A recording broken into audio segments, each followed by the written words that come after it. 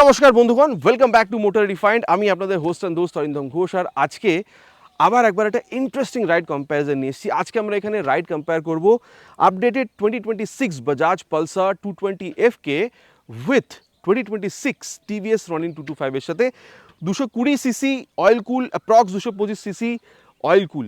So দেখুন, এখানে sporty ফিলটা আমরা পাবো, কিন্তু আজও যদি আপনারা দেখেন অনেকেই কিন্তু এই 220Fকে লং রাইডসের জন্য প্রেফার করে। আর এখানে তো রনিনকে বানানোই হয়েছে ক্রুজিংয়ের জন্য।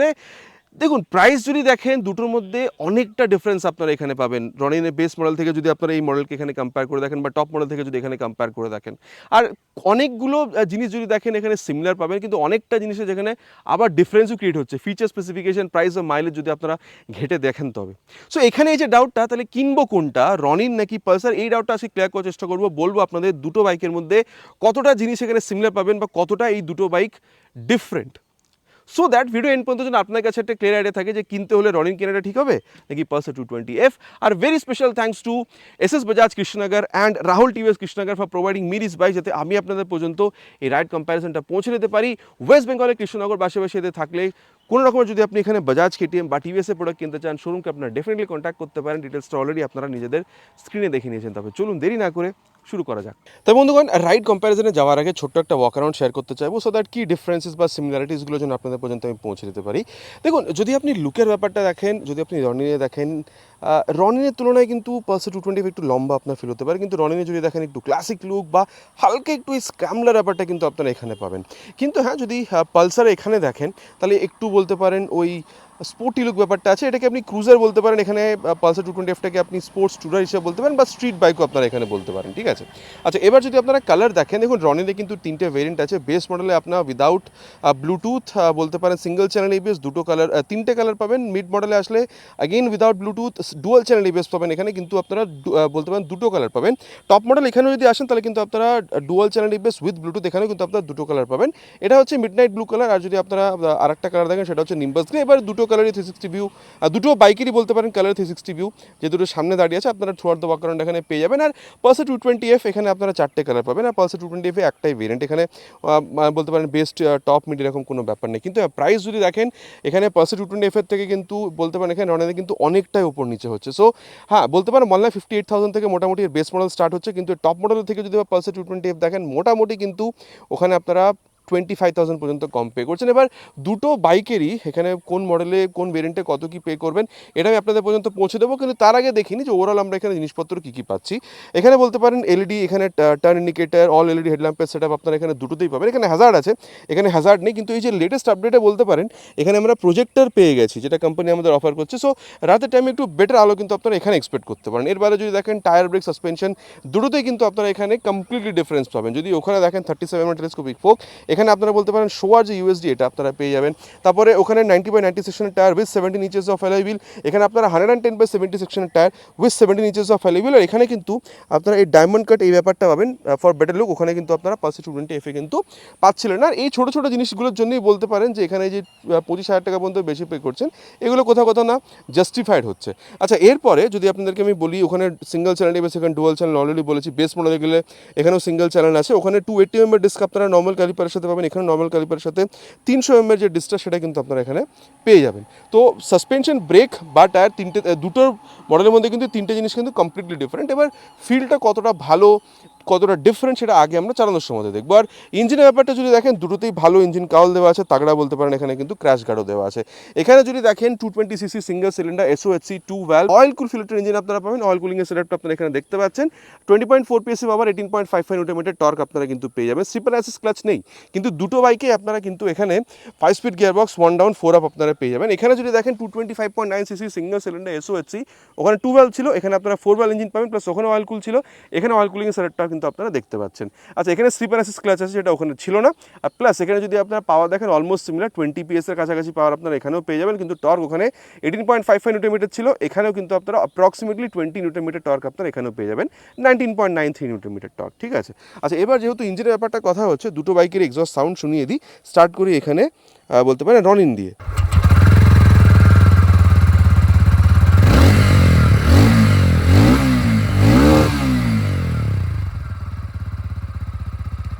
এটা ছিল রনিনের আওয়াজ। আর এবার আমি আপনাদেরকে এখানে পালসার 220F যা আওয়াজ সেটাও একবার শুনিয়ে দিই।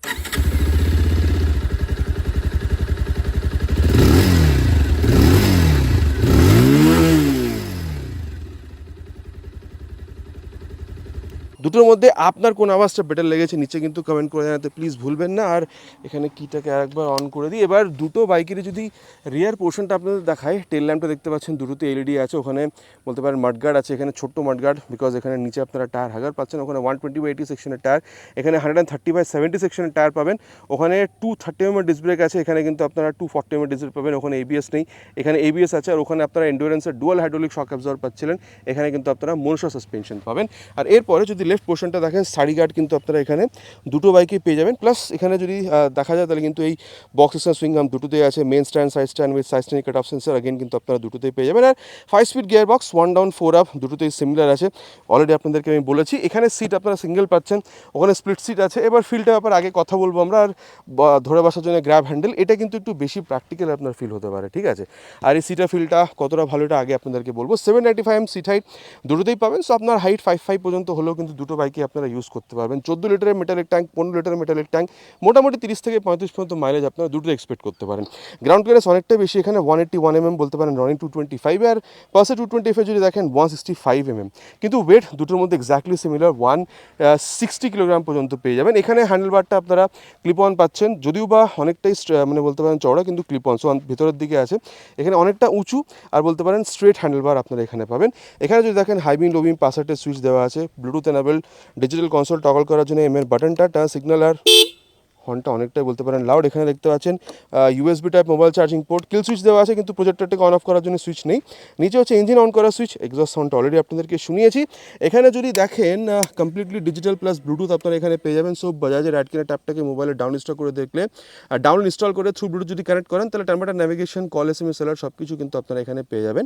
আর তার সাথে এখানে আপনারা স্পিডোমিটার, ওডোমিটার, ঠিক আছে, tachometer, trip A, trip B, average fuel economy, instantaneous fuel economy সবগুলো দেখতে পাবেন। কিন্তু এখানে বলতে পারেন যে গিয়ার পোর্শন সেন্সর ওটা কিন্তু কোম্পানি এখানে দিচ্ছে না। আর এর বাদে যদি দেখেন মিরারটা দুটোতে যথেষ্ট ভালো, এটা ব্যাপারে আগে আমরা চালানোর সময় কথা বলবো। আর এখানে এই বলতে পারেন যে ক্লাচ বা ব্রেক লিভারটা কিন্তু অ্যাডজাস্টেবল, যেটা কিন্তু আপনারা ওখানে পাচ্ছেন না। ওখানে ফেয়ারিং আছে, এখানে বলতে পারেন একটু নেকেড ফিলটা আপনারা পাবেন, যদিও বা এখানে কিন্তু উইন্ডশিল্ড আপনারা ফ্রন্টেও পেয়ে যাচ্ছেন।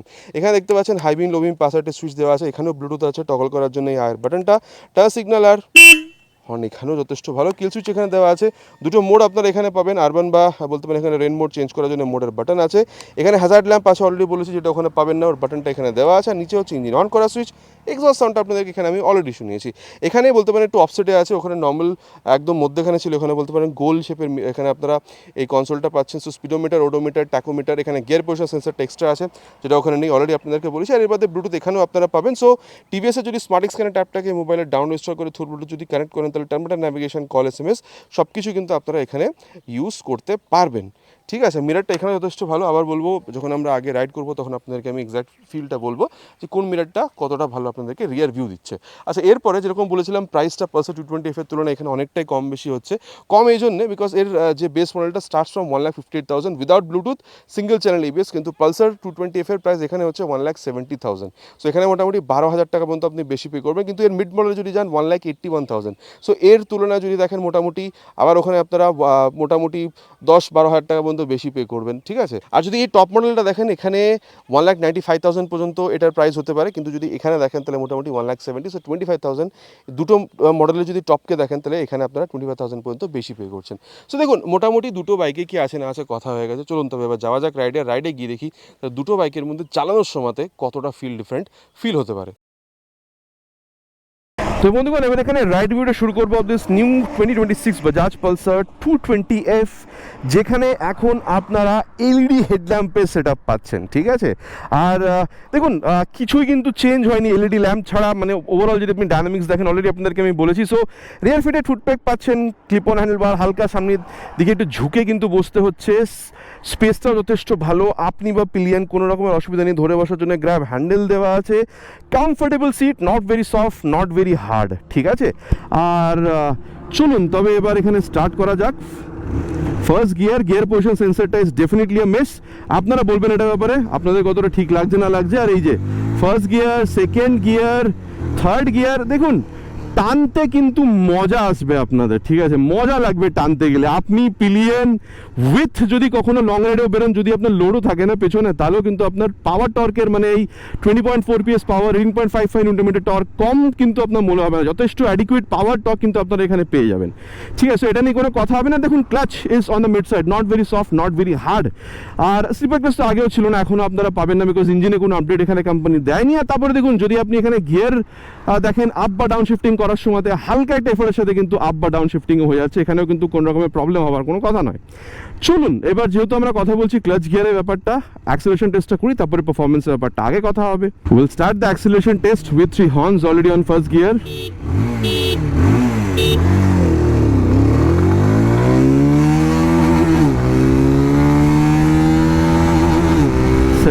Crossed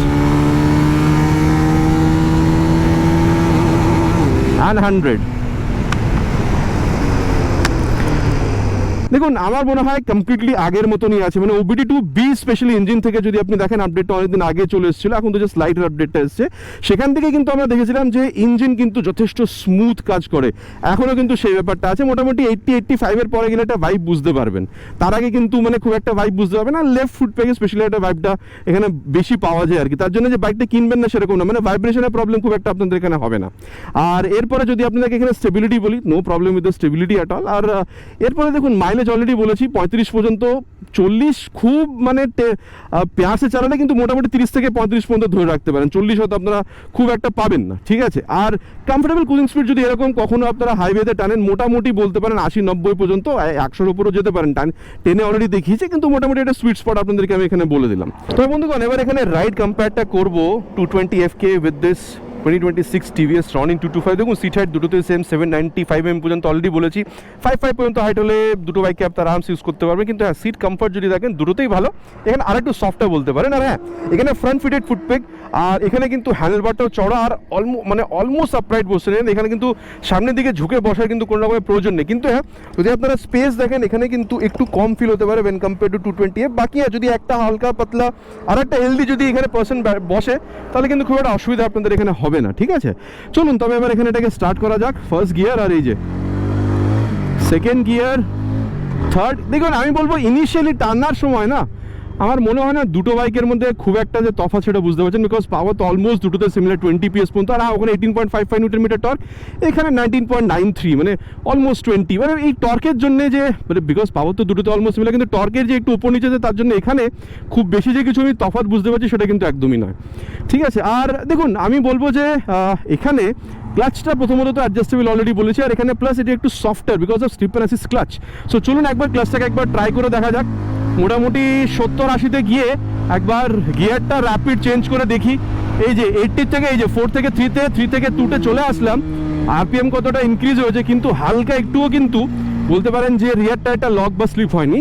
এই জিনিসটা যদি আপনারা দেখেন না তাহলে কিন্তু আপনারা বলতে পারেন যে পালসার 220F কিন্তু এখনও পর্যন্ত মিস। মানে ধরুন হাইওয়েতে আছেন, সামনে ঝট করে কিছু চলে এসেছে, যদি আপনি এই ইঞ্জিন ব্রেকিং করে বারবার ক্লাচ মানে যদি বারবার গিয়ার ডাউন করে র্যাপিড ক্লাচ ছাড়তে থাকেন, ওখানে কিন্তু রিয়ার টায়ারটা লক বা স্লিপ হয়ে যেতে পারে, যেটা এখানে হবে না। সো হাই স্পিডে কিন্তু স্টেবিলিটি আপনাদের ডেফিনেটলি এখানে ইনক্রিজ হচ্ছে। আর হ্যাঁ যদি আপ বা ডাউন শিফটিং দেখেন এখানে গিয়ারে, আমার মনে হয় দেখুন ওখানে যথেষ্ট ভালো ছিল, স্মুথ ওখানেও ছিল, কিন্তু এফোর্ট এখানে আপনাকে আরও কম দিতে হচ্ছে আপ বা ডাউন শিফটিং এখানে করার জন্য, ঠিক আছে। সো যেহেতু ক্লাচ ব্যাপারে গিয়ার ব্যাপারে কথা হচ্ছে, চলুন অ্যাক্সেলারেশন টেস্টটা কমপ্লিট করি, তারপরে পারফরমেন্সটা নিয়ে আমরা আগে কথা বলবো। We'll start the acceleration test with 3 horns already on first gear.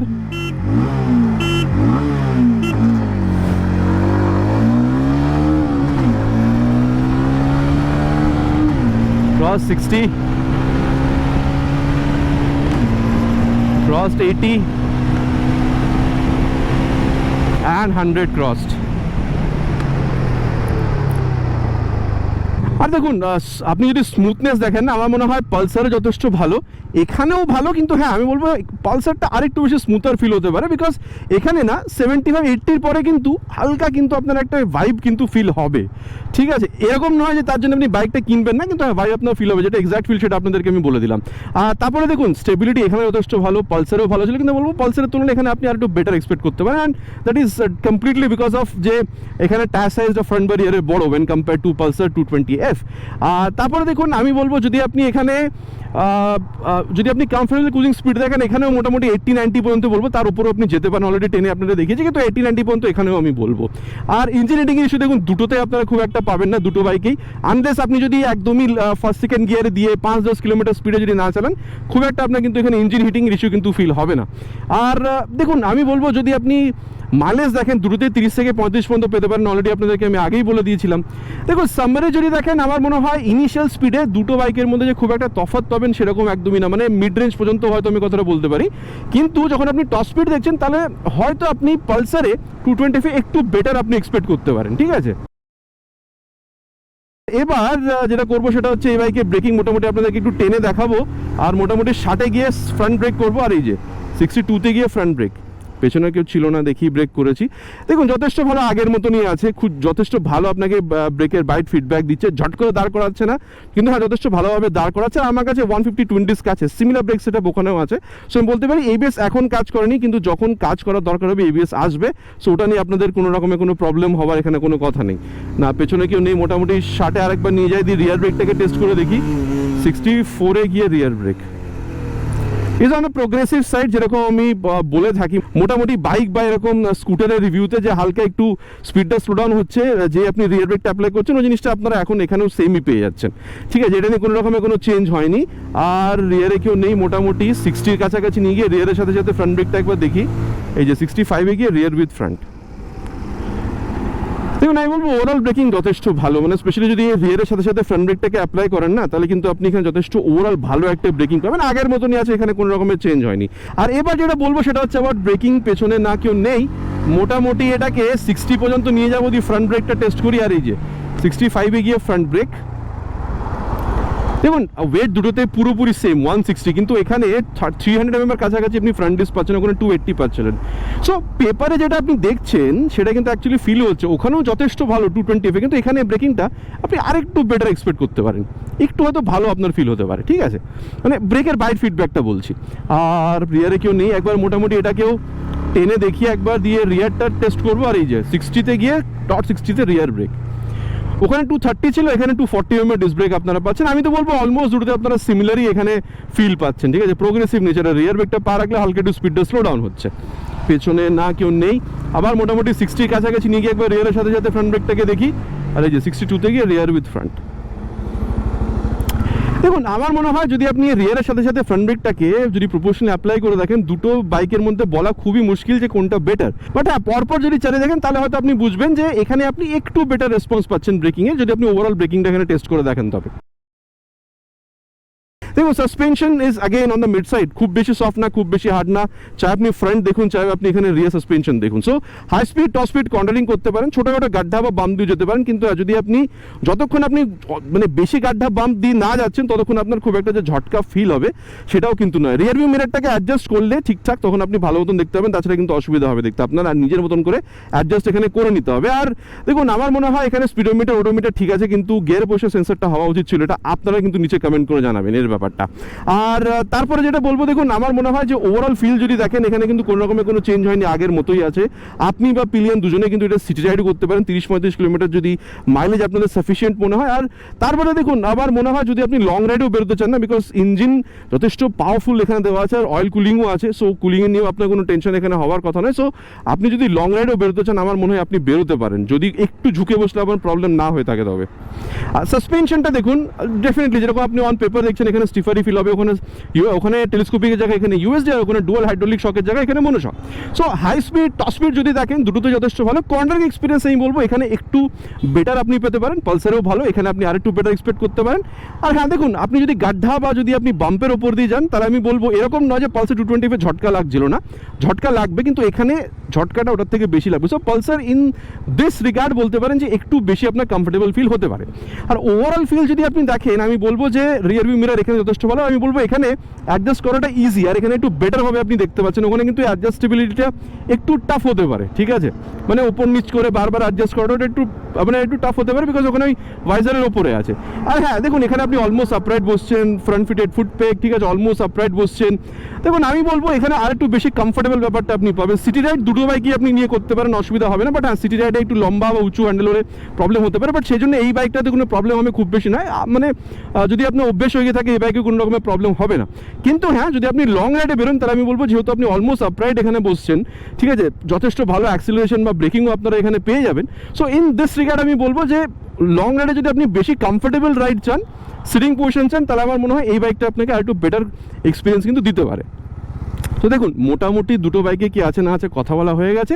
চলুন তবে যাওয়া যাক, কনক্লুশনে গিয়ে কথা বলবো তো দুটোর মধ্যে আপনার জন্য কোন বাইকটা কিনলে ঠিক হতে পারে। তবে বন্ধুগণ, এবার এখানে কনক্লুশন ব্যাপারটা কথা বলা যাক, কোন বাইকটা কিনলে আপনাদের জন্য ভালো হতে পারে। দেখুন, আমার মনে হয় যদি আপনি best value for money bike চাইছেন, সিঙ্গেল চ্যানেল ABS এর সাথে আপনি লং রাইডের জন্য বাইক প্রেফার করছেন, আমার মনে হয় রনিন 225 এর যে বেস্ট মডেল সেটা আপনারা কিনতে পারেন। কিন্তু হ্যাঁ, 1,70,000 কাছাকাছি যদি আপনি আসতে পারেন, বাজেট যদি আপনি স্ট্রেচ করতে পারেন, আমার মনে হয় যদি আপনি এই পালসার 225 এর লেজেন্ডারি লুকটাকে ওন করতে চান, আপনি এই ফেয়ারিং লুকটা আপনার পছন্দ, হালকা একটু স্পোর্টি রাইডার পজিশন আপনার চাই, আরও বেশি স্পেশিয়াস সিট আপনার চাই, অয়েল কুল ইঞ্জিনের সাথে, ঠিক আছে, আপনার আরও ভালো আপনার এখানে বলতে পারেন যে অ্যাক্সিলারেশন চাই, ব্রেকিংটা আপনার ভালো চাই, ঠিক আছে, আপনি রাতেও রাইড করেন যার জন্য ভালো আপনার এখানে আলো চাই, প্রজেক্টর ল্যাম্পও আপনার এখানে নতুন আপডেটে পেয়ে গেছেন। সো এই জিনিসগুলোর জন্য 1,70,000 কাছাকাছি বাজেট যদি রাখেন, পালসার 220F কিন্তু যথেষ্ট একটা ভালো প্রোডাক্ট। আপনি লং রাইড করছেন, আপনি সিটি রাইড করছেন বা লং রাইড নিজে করছেন বা পিলিয়নের সাথে, ডেফিনেটলি আপনি এই বাইকটার সাথে করতে পারেন। কিন্তু হ্যাঁ, যদি মোটামুটি 1,80,000 টাকা কাছাকাছি যেতে পারেন, উইদাউট ব্লুটুথে যদি আপনার মানে একটা প্রেফারেন্স হয়ে থাকে যে ব্লুটুথ দরকার নেই কিন্তু ডুয়াল চ্যানেল ABS আমার চাই, বলতে পারেন আগেন রনিন 225 এর মিড মডেলটা কিন্তু আপনারা পেয়ে যাবেন। এখানে অবশ্য আপনার ন্যাভিগেশন ইউজ করতে পারবেন, ব্লুটুথ এখানেও আছে। কিন্তু হ্যাঁ, যদি আপনারা এখানে 220F এর তুলনায় যদি 20-25,000 টাকা বেশিও পে করেন, আমার মনে হয় এই যে টপ মডেলে আসেন, এখানেও যদি আসেন না, তিনটে জিনিস মোটামুটি আরও আপনারা বেটার পাবেন। যেরকম টায়ার্সগুলো এখানে আরও বেশি চড়া হবে, ডুয়াল চ্যানেল ABS আপনারা এখানে পেয়ে যাবেন, আরও বেশি বলতে পারেন কমফোর্টেবল রাইড আপনারা এখানে পাবেন, আর মাইলেজ তো ধরুন এখানেও আপনারা 30-35 কিলোমিটার কিন্তু রনিনও আপনারা পেয়ে যাবেন। সো দেখুন, আমি বলবো 30-35 কিলোমিটার মাইলেজ, আরও কমফর্টেবল রাইড, আরও বেটার সেফটি, ঠিক আছে, এই তিনটে জিনিসের জন্য স্পেশালি যদি আপনারা এখানে 220-র ইনস্টেডে যদি আপনারা এখানে বলতে পারেন যে রনিন 225-এ আসেন, তাহলে কিন্তু আপনারা একটা ডেফিনেটলি ভালোই প্রোডাক্ট কিনছেন। স্পেশালি যদি 20-25,000কেও যদি আপনারা এখানে বেশিও পে করেন, তবে রনিন 225-এ স্পেশালি আমি বলছি, ঠিক আছে। সো দেখুন, আফটার দিস রিভিউ আপনি কি মনে করছেন, এবার 220F কিনবেন নাকি প্রাইস কম্পেয়ার করলে এখানে আপনারা 20-25,000 টাকা বেশি পে করে টপ মডেলটা আপনারা এখানে রনিনে কিনবেন? নিচে কিন্তু কমেন্ট করে জানাতে প্লিজ ভুলবেন না, ইটস মাই রিকোয়েস্ট। আশা করছি ভিডিওটা ভালো লেগেছে। ভালো লেগে থাকলে কিন্তু প্লিজ ভিডিওতে একটি লাইক, আর চ্যানেল যদি প্রথমবার এসে থাকেন সাবস্ক্রাইব করে বেল বাটনটা অল হিট করতে কিন্তু ভুলবেন না, ইটস মাই রিকোয়েস্ট अगेन। খুব তাড়াতাড়ি দেখা হবে চ্যানেল আপনাদের সাথে এরকম একটা ভিডিওতে বাইক বা স্কুটারের সাথে। Till then ride safe and জয় হিন্দ।